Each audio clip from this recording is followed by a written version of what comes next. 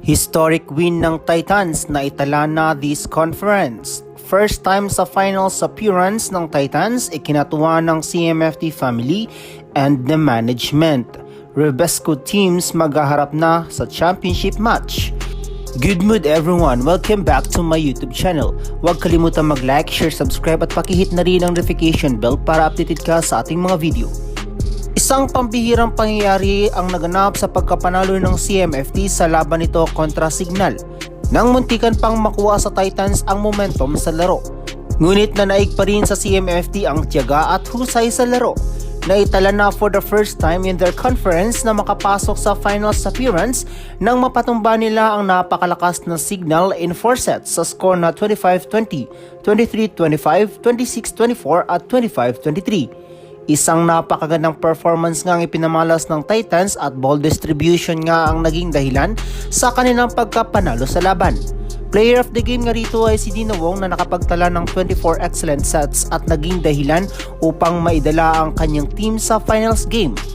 Hindi nga lang si Wong ang dapat i-commend dahil nga ang lahat ng players ng CMFT ay nagbigay ng malaking factor para sa kanilang koponan. Halos lahat nga ng players ng Titans ay nakapagtala ng double digits. Overall, napakalaking tulong din ni Ponce sa depensa ng Titans dahil siya nga ang pumuputo sa mga back row attack ni Gander at mga strong hits ni Molina.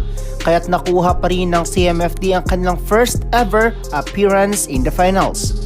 It's now or never para nga sa Titans dahil napakasulit na nga sa ngayon with Rondina as the reliable scorer at isa sa mga dahilan sa pag-aarangkada ng koponan.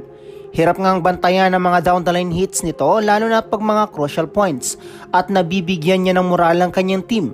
Isa nga ito sa mga kailangan ng CMFT upang magkaroon sila ng buhay sa loob ng court. Hindi naman nagpa-apekto ang mga Ubil Gels sa mga kalamangan ng Signal. Nakuha pa nga nila ang panalo sa 3rd and 4th set na kahit nangunguna pa rin ang HD Spiker ay nagawa pa nilang agawin at maipanalo.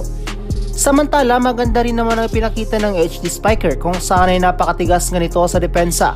Halos lahat ay gumagana para sa kanila, ngunit kinulang nga lang ito sa determinasyon at pulso dahil sa init na ipinapakita ng Titans. Sa pangunguna ni Gander na halos pinantayan ng output performance ni Rondina, ay muntikan pa nitong makuha at maagaw ang panalo sa Titans. Siya nga ang umiinit sa HD Spiker dahil sa magagandang back row attacks nito na nagpahirap sa CMFT. Sabay no pa sa mala MVP na galawan ni Molina na nagbo-boost ng moral sa kanyang koponan. Maliban nga sa kanila ay napakalinis nga ng setting na ipinamalas ni Kayuna, kaya't sobrang dikitan nga lang ang labanan ng dalawang team na ito.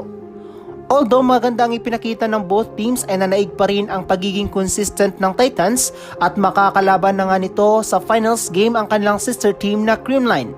This is their chance to get their first ever championship title sa buong conference nito sa Pro League. Dito nga ay muling maghaharap ang dalawang team na ito upang mapatunayan kung kaninong management ba ang may better system. Mangyayari nga ang salpukan ng dalawang team na ito ngayong Thursday, December 14, 2023. Huwag kalimutang mag-like, share, subscribe at i-hit ang notification bell para maging updated ka sa ating mga video.